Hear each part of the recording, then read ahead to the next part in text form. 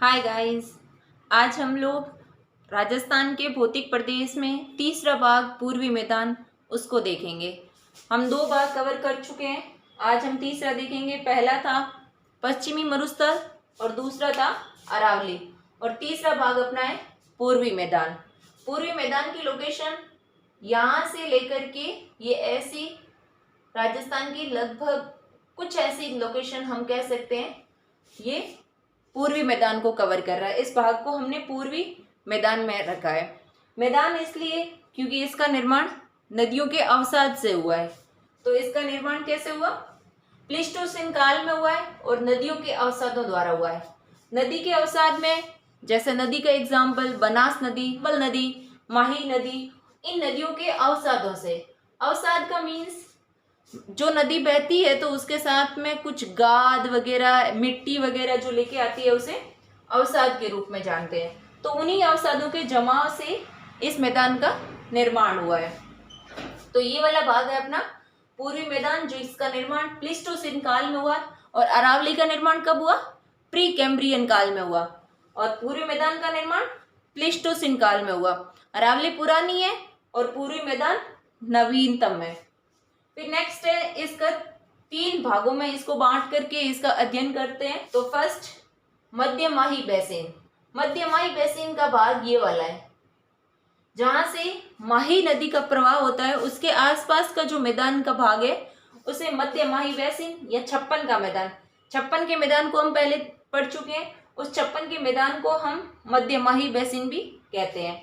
Second है बनास बाण Ganga basin.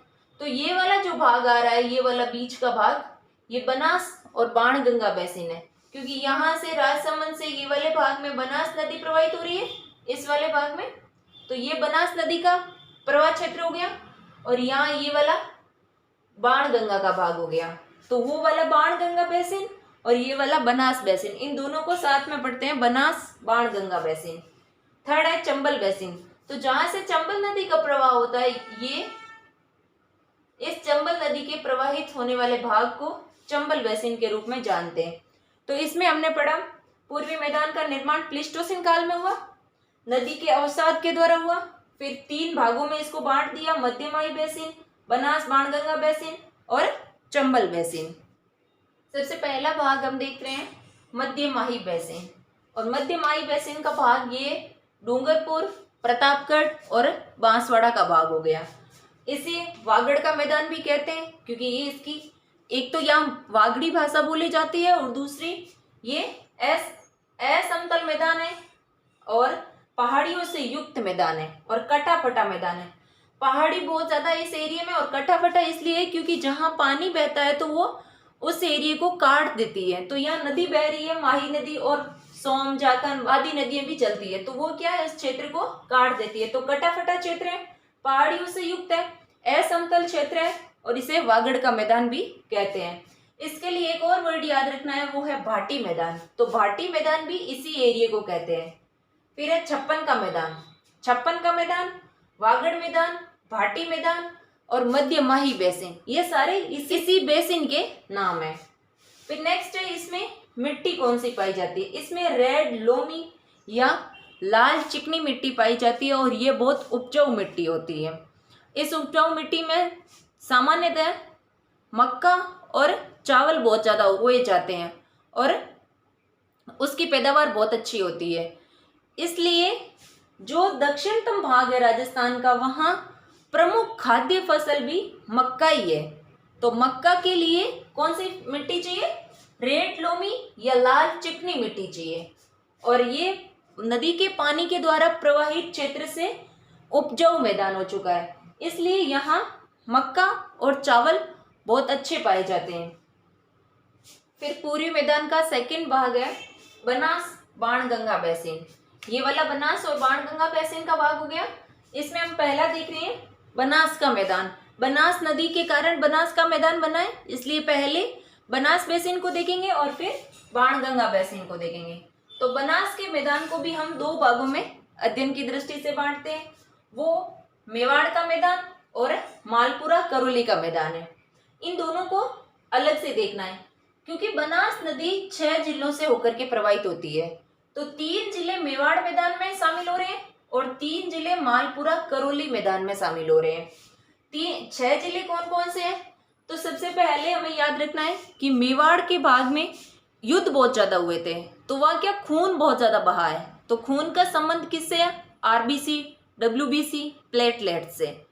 और उसमें आरबीसी को हमें यहाँ याद रखना है कि मेवाड़ में खून की नदियां बही है, एक तरीके से कहो तो उस खून की नदियों का संबंध हो गया आरबीसी से। और यहाँ आरबीसी का मतलब क्या है? आर का मतलब राजसमंद, बी का मतलब भीलवाड़ा और सी का मतलब चित्तौड़ से। तो हमें ये तीनों इजीली याद हो जाएंगे, राजसमंद, भीलवाड़ा और चित्तौड़, आरबीसी, मेवाड़ मैदान। फिर इसके बाकी वाले 3 जिलों को ऐसे याद रखना है, मालपुरा, करौली मैदान। तो यहाँ क्या है? माल बहुत ज्यादा है और माल बहुत ज्यादा है तो हमें निकालने के लिए एटीएम की जरूरत पड़ेगी। तो हमें इसको एटीएम से याद रखना है, एटीएम। और इसका एस एटीएम्स होता है, तो यहाँ एस ना लिख करके यहाँ एस लिख देना इसको। ए का मतलब अजमेर से हो गया, टी का मतलब टोंक से हो गया और इसको पूरा साथ में पढ़ना है तो ये हो गया सवाई माधोपुर।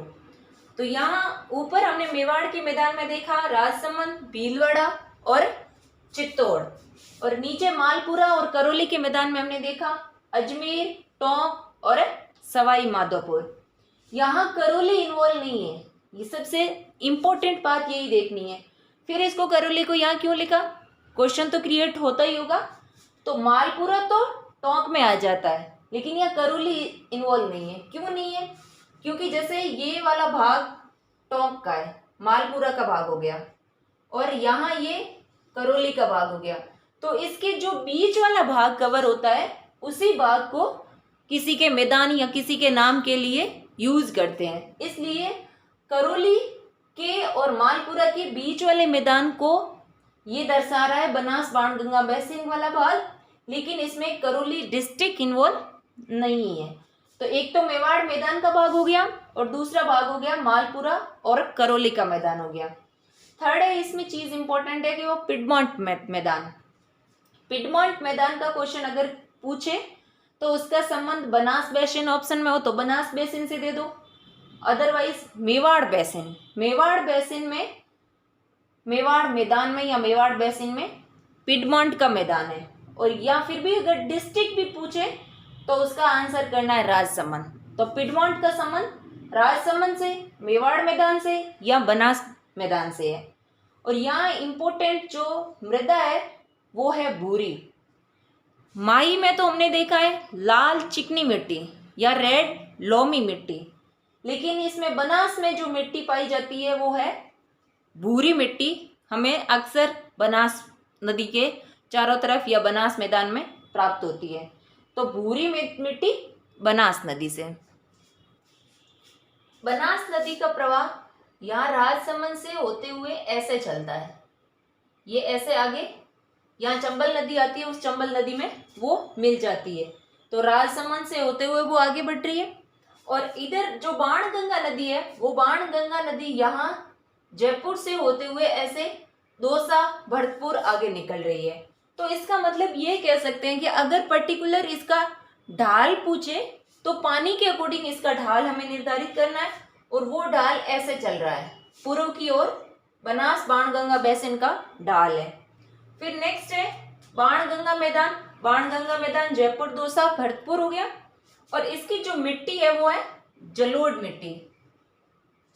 यहाँ बाणगंगा में तो पाई जाती है, उस मिट्टी का प्रकार है जलोढ़ टाइप का। जो हमने बनास में जो मिट्टी देखी है उसका प्रकार है ब्राउन, भूरा। और यहाँ माही में जो हमने मिट्टी देखी है उसका है रेड लोमी मिट्टी या फिर लाल चिकनी मिट्टी। तीसरा मैदान है चंबल का मैदान। और चंबल के मैदान का एरिया, चंबल का जो प्रवाहित क्षेत्र है लगभग वही एरिया है, जिसमें से कुछ तो हाड़ौती में है, जैसे कोटा वाला भाग नहीं इसमें इन्वॉल्व होता है, थोड़ा चित्तौड़ का आता है वो वाला इन्वॉल्व नहीं हो रहा है। लेकिन ये चंबल का मैदान में भाग इन्वॉल्व होने वाला है करौली, धौलपुर और सवाई माधोपुर। मुख्यतः इन 3 जिलों का भाग चंबल के मैदान में इन्वॉल्व होता है। और इसी भाग को उबड़ खाबड़ भूमि, क्योंकि यहाँ बहुत ज़्यादा कटाव होता है, चंबल जब प्रवाहित होती है तो आसपास के एरिया का बहुत ज्यादा अपरदन कर लेती है, कटाव बहुत ज्यादा करती है, इसलिए ये ऊबड़ खाबड़ भूमि का निर्माण करती है। इसी को उत्खात भूमि के रूप में जानते हैं या फिर बैडलैंड।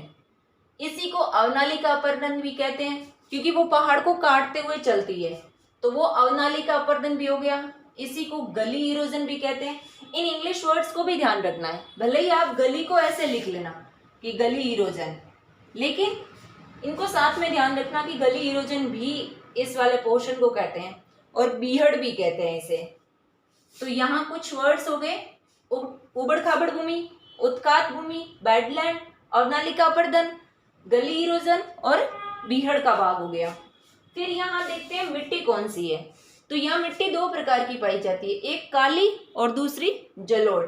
काली मिट्टी यहाँ जो आसपास का एरिया प्राप्त होता है हमें, क्योंकि ये हाड़ौती के पास का एरिया है, तो यहाँ काली मिट्टी हाड़ौती वाले भाग में प्राप्त हो रही है।